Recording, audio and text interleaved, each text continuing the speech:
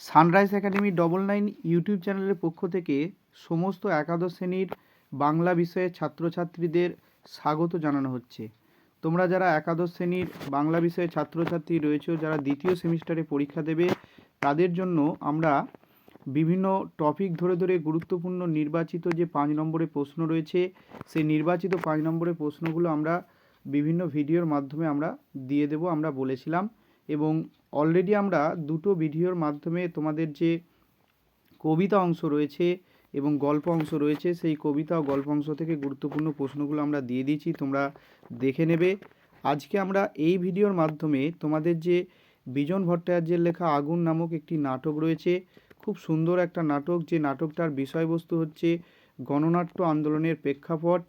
তোমরা জানো 1943-এ যখন সারা পৃথিবী জুড়ে দ্বিতীয় বিশ্বযুদ্ধ চলছিল, সেই দ্বিতীয় বিশ্বযুদ্ধের প্রেক্ষাপটে বাংলা এক ভয়ঙ্কর দুর্ভিক্ষ দেখা দিয়েছিল, যেটা বাংলার 1350-এর মন্বন্তর বলা হয় এবং ইংরাজিতে 1943-এর মন্বন্তর নামে পরিচিত।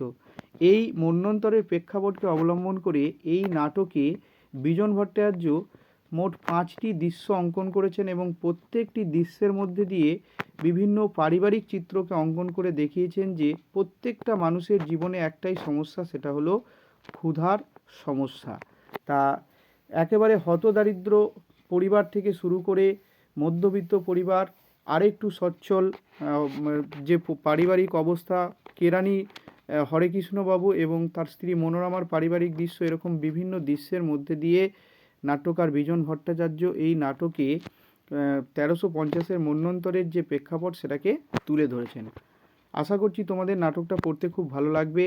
আর আমরা তোমাদের সুবিধার জন্য তোমাদের প্রত্যেকটা নাটকের প্রত্যেকটা দৃশ্য থেকে যে গুরুত্বপূর্ণ প্রশ্নগুলো রয়েছে, খুব অল্প সংখ্যক নির্বাচিত প্রশ্ন, সেগুলো আমরা এই ভিডিওর মাধ্যমে দিয়ে দিচ্ছি। আশা করছি এই প্রশ্নগুলো তোমাদের খুবই উপকারে আসবে। তোমরা জানো তোমাদের যে রেফারেন্স বইগুলো রয়েছে বিভিন্ন সম্পাদকের লেখা, সেই রেফারেন্স বইয়ে প্রশ্নের সংখ্যা অনেক রয়েছে। মাত্র 5 নম্বরের প্রশ্নের উত্তর লেখার জন্য অত প্রশ্ন মুখস্থ করে শুধু শুধু কষ্ট করে কোনো লাভ নেই। তার থেকে অল্প সংখ্যক কিছু নির্বাচিত প্রশ্ন যদি তোমরা মুখস্থ করে নাও, তাহলে তোমাদের পরীক্ষার জন্য আর কোনো চিন্তা থাকবে না। তাই তোমাদের সুবিধার কথা মাথায় রেখে আমরা খুবই গুরুত্বপূর্ণ যে প্রশ্নগুলো, নাটকটির যে মোট 5টি দৃশ্য রয়েছে, প্রত্যেকটা দৃশ্য থেকে গুরুত্বপূর্ণ প্রশ্নগুলো আমরা আজকে আমাদের এই ভিডিওর মাধ্যমে দিয়ে দিচ্ছি। তোমরা নাটকটাকে খুব ভালো করে পড়বে, নাটকের প্রত্যেকটা সংলাপকে খুব ভালো করে পড়ে মনে রাখার চেষ্টা করবে। আর এই অল্প সংখ্যক প্রশ্নগুলো তোমরা যদি একটু ভালো করে নাও, তাহলে তোমাদের পরীক্ষায় আর কোনো সমস্যা থাকবে না। দেখো, আজকে আমি এই ভিডিওর মাধ্যমে তোমাদের এই আগুন নাটক থেকে যে গুরুত্বপূর্ণ প্রশ্নগুলো রয়েছে, সেই প্রশ্নগুলো একবার আলোচনা করে দিচ্ছি। দেখো, প্রথম প্রশ্ন, আর শুয়ে থাকলি ওদিক আবার সব গোলমাল হয়ে যাবে নে, নাটকের কোন দৃশ্যে এই সংলাপটি রয়েছে, কে কথা বলেছে, মন্তব্যটি তাৎপর্য আলোচনা করো। এই সংলাপটি নাটকের প্রথম দৃশ্যে রয়েছে। তোমরা এর সঙ্গে অথবা দিয়ে এমনভাবেও প্রশ্নটাকে তৈরি করে নেবে যে যদি কোনো কারণে দেয় যে আগুন নাটকের প্রথম দৃশ্যের সংলাপ বা প্রথম দৃশ্যপট সম্পর্কে আলোচনা করো, বা প্রথম দৃশ্যের ঘটনা প্রবাহ সংক্ষেপে আলোচনা করো, এরকম যদি প্রশ্ন দেয়, তাহলে এই প্রশ্নটার উত্তরটা তোমাদের লিখলেই হবে। পরের প্রশ্ন, আগুন নাটকের চতুর্থ দৃশ্যের ঘটনা প্রবাহ আলোচনা করো, অথবা হরেকৃষ্ণ ও মনোরমার কথোপকথনের মধ্যে দিয়ে যে ছবি ফুটে উঠেছে তা আলোচনা করো। পরের প্রশ্ন, বাঁচতে হলে মিলেমিশে থাকতে হবে, উক্তিটির তাৎপর্য আলোচনা করো। পরের প্রশ্ন, যেই রক্ষক সেই হলো গিয়ে তোমার ভক্ষক, বক্তাকে, বক্তার এমন মন্তব্যের কারণ আলোচনা করো। পরের প্রশ্ন, লুঙ্গি, টিকি, পৈতে, টুপি সব একাকার হয়ে গেছে, আর কি উপায় আছে, বক্তাকে, বক্তার এমন মন্তব্যের কারণ লেখো। অথবা এই প্রশ্নটা এইভাবে দিতে পারে যে উদ্ধৃত উক্তিটির বক্তাকে, বক্তার এই আক্ষেপের কারণ আলোচনা করো।